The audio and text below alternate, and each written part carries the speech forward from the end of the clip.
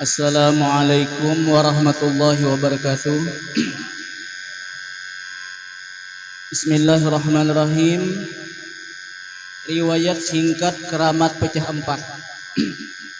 Sebelum dimulai riwayat ini, terlebih dahulu diterangkan bahwa yang dimaksud wilayah kerajaan Tanah Bumbu ialah yang terletak di wilayah Kembatang 5, yaitu Pagatan, Cantung, Bangkalaan, Sampanahan, dan Bakau, yang mana pada waktu itu di bawah pemerintahan kekuasaan Kerajaan Banjar. Berikut di antara nama raja-raja terakhir Kerajaan Tanah Bumbu. 1. Raja Pagatan bernama Arung Marakatu. 2. Raja Cantung bernama Antagiri, bermakam di Benua Lawas. 3. Kerajaan Bangkalaan bernama Arif Billah, yang bergelar Raja Agung, bermakam di Bangkalaan Melayu. 4. Raja Bakau dikenal dengan sebagai Ratu Intan. 5. Raja Sampanahan bernama Pangeran Prabu Jayakusuma, putra dari Prabu Mangkuhina.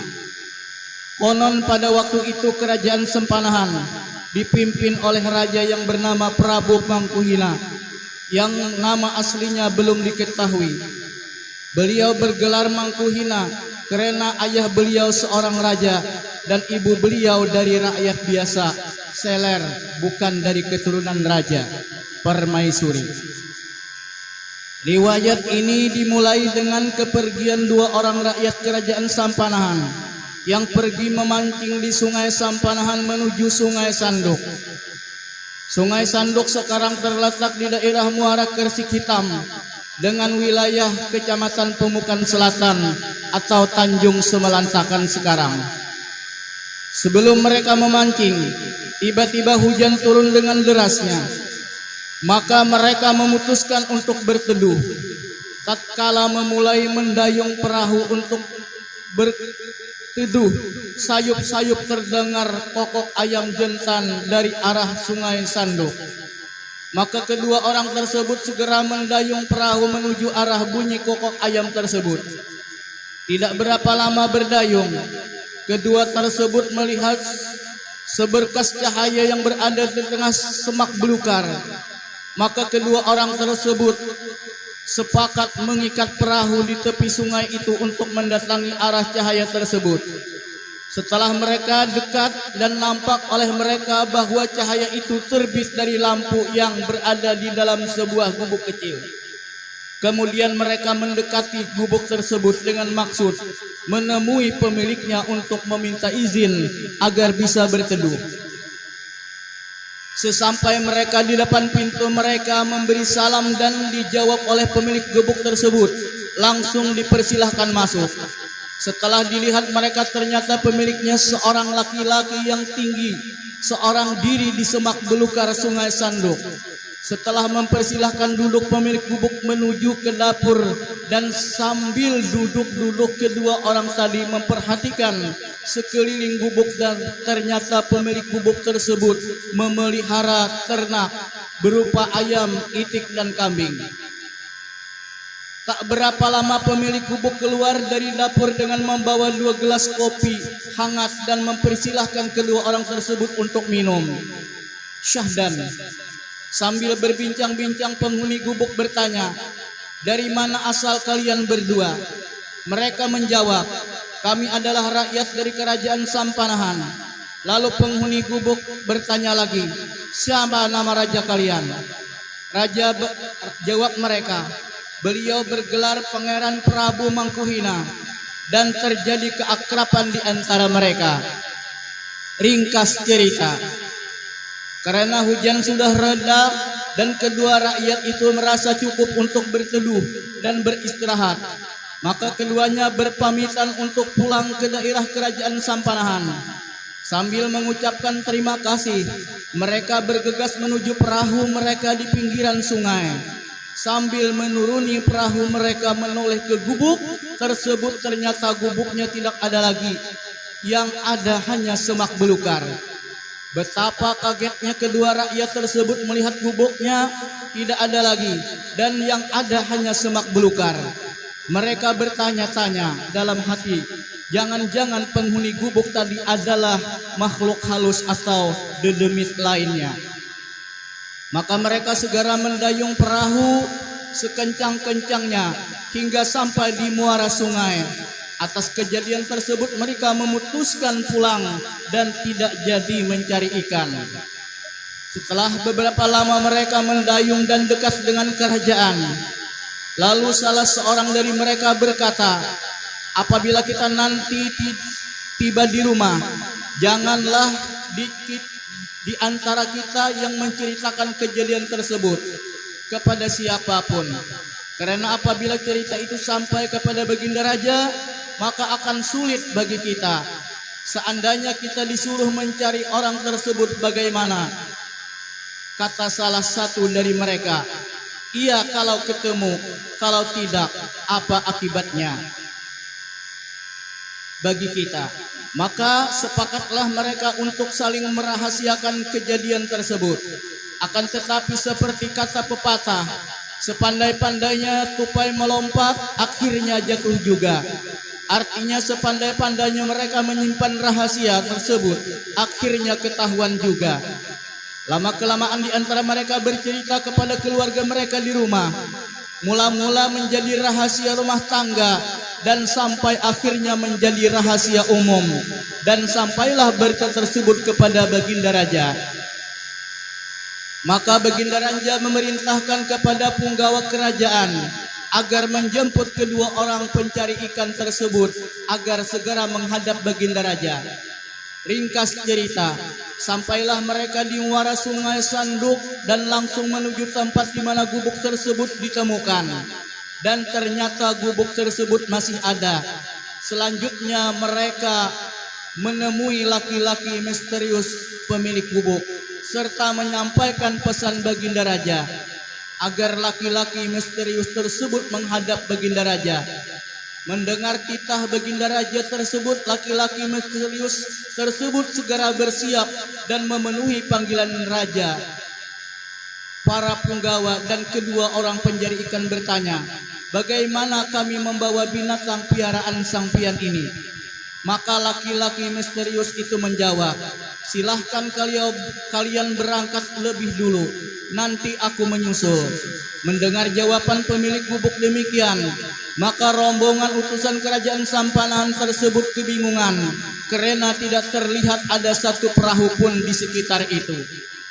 Karena tidak berani membantah, akhirnya berangkatlah rombongan utusan kerajaan tersebut lebih dulu menuju kerajaan Sampanahan. Setelah sesampainya utusan kerajaan tersebut segera menghadap Baginda Raja dengan perasaan takut karena orang yang seharusnya mereka bawa untuk menghadap belum juga muncul. Melihat utusan kerajaan tidak membawa apa-apa, maka Baginda Raja bertanya, di mana orang yang aku suruh untuk dijemput? Salah seorang dari utusan tersebut menjawab sambil menceritakan hal ehwal orang tersebut bahwa beliau akan menyusul. Tanpa dikira-kira, orang yang diceritakan tadi muncul entah dari mana dan berada di depan pintu istana sambil mengucapkan salam kepada Baginda Raja. Baginda Raja menyambut salam seorang tersebut dan mempersilahkan masuk. Akan tetapi orang tersebut diam saja dan tidak mau masuk. Setelah 3 kali Baginda Raja mempersilahkan masuk, maka orang tersebut menyahut, mohon ampun Baginda, saya masuk ke istana Baginda asalkan satu permintaan saya dikabulkan. Nah baiklah, kata Baginda Raja. Kemudian Baginda Raja bertanya, apa gerangan permintaan Andika? Lalu orang tersebut menjawab, sebelum saya masuk, tolong singkirkan sebuah ancak yang ada di istana Baginda. Ancak adalah sebuah tempat sesajian yang digunakan untuk pemujaan roh-roh gaib zaman dahulu. Mendengar jawaban orang tersebut, Baginda Raja segera memerintahkan kepada salah satu dari pengawal kerajaan untuk membakar sebuah ancak yang berada di istana. Setelah ancak tersebut dibakar, barulah orang tersebut memasuki istana. Baginda Raja lalu mempersilahkan orang tersebut untuk duduk di hadapan Baginda Raja serta ditemani para punggawa kerajaan. Kemudian Baginda Raja bertanya kepada orang tersebut, siapa nama Andika dan berasal dari mana? Sang tamu menjawab, orang-orang tersebut, orang-orang saya dengan sebuah sayap pandan dan saya berasal dari negeri Anta Baranta. Baginda Raja lalu menanyakan kepada beberapa orang pengawal yang hadir, dan mereka sama sekali tidak ada yang mengetahuinya dan bahkan mendengar nama pun baru sekarang. Suasana yang membingungkan serta saling menjalin keakraban di antara mereka, Baginda Raja dan orang tersebut berlangsung. Singkat cerita, setelah semua perkenalan dan keakraban dirasa cukup, kemudian Baginda Raja mempersilahkan tamu tersebut untuk beristirahat serta menugaskan pelayan khusus untuk melayani makan dan minumnya. Maka apabila sampai waktunya makan, datanglah pelayan membawakan minuman dan makanan, langsung dipersilahkan kepada orang tamu tadi untuk mencicipinya. Setelah diperkirakan habis waktu makan, masuklah seorang pelayan ke dalam kamar tamu tadi serta mengambil tempat makan beliau. Maka dilihat oleh pelayan istana makanan tersebut seolah-olah tidak dimakan beliau. Begitulah hal keadaan setiap hari. Setelah beberapa hari beliau tinggal di istana, timbullah keinginan beliau untuk menyendiri dan langsung menghadap Baginda Raja untuk meminta dibuatkan sebuah pondok untuk tempat tinggal beliau. Maka dengan permintaan tersebut Baginda Raja langsung memerintahkan para pengawal kerajaan untuk membuatkan sebuah tempat tinggal yang sederhana. Dan dengan waktu yang singkat, tempat itu selesai dalam kurun waktu 1 hari dan layak untuk ditempati. Dan beliau tinggal di tempat itu dan dilayani oleh pelayan khusus seperti beliau saat tinggal di istana.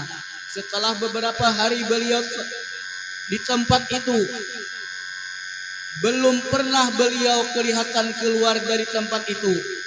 Memperhatikan keadaan tersebut, Baginda Raja memerintahkan kepada pengawal kerajaan untuk mengintai apa saja gerangan yang dikerjakan beliau di tempat itu. Maka dengan segera pengawal kerajaan melaksanakan perintah Baginda Raja. Setelah diintai oleh pengawal kerajaan, dilihatnya beliau sedang duduk di atas sajadah mengucap zikir serta bacaan-bacaan lainnya. Kemudian dikabarkan oleh pengawal kerajaan kepada Baginda Raja tentang hal keadaan beliau. Baiklah, kata Baginda Raja, kalau begitu panggil dia, suruh menghadap kepada aku. Setelah dipanggil, datanglah beliau menghadap Baginda Raja dengan membawa selepang yang belum pernah ditinggal kemanapun beliau pergi. Lalu ditanya oleh Baginda Raja, apa gerangan yang berada di dalam selepang Andika? Lalu dijawab oleh Baginda, di dalam selepang yang saya punya ini adalah sebuah kitab. Kata Baginda Raja, bisakah Andika memperlihatkan kitab itu kepada kami? Silahkan, kata beliau. Kemudian beliau membuka selepang, lalu beliau menyerahkan kitab tersebut kepada Baginda Raja. Maka diterima oleh Baginda Raja dan diperiksa isi dari kitab tersebut. Kemudian Baginda Raja memohon kepada beliau untuk mengajarkan tentang isi kitab tersebut. Menurut cerita, kelima orang raja Kembatang 5 yang menjadi murid beliau termasuk yang lainnya. Singkat cerita, setelah beberapa lama beliau mengajarkan ilmu kepada Baginda Raja, tibalah saatnya beliau mengumpulkan semua muridnya. Lalu beliau berwasiat sebagai berikut, wahai semua muridku, jika seandainya sudah tiba saatnya Allah memanggil aku, maka badanku dimakamkan di tempat kuburan raja-raja. Tanganku di samping rumah yang sekarang ini disebut Tiang Ulin.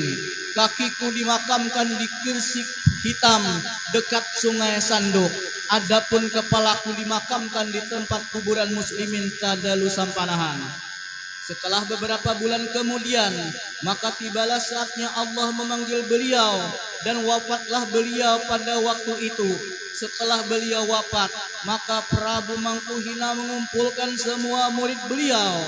Setelah semua murid beliau hadir, lalu Baginda Raja berkata, "Wahai saudara-saudaraku, kita semua sama-sama mengemban amanah dari guru kita beberapa bulan yang telah lewat.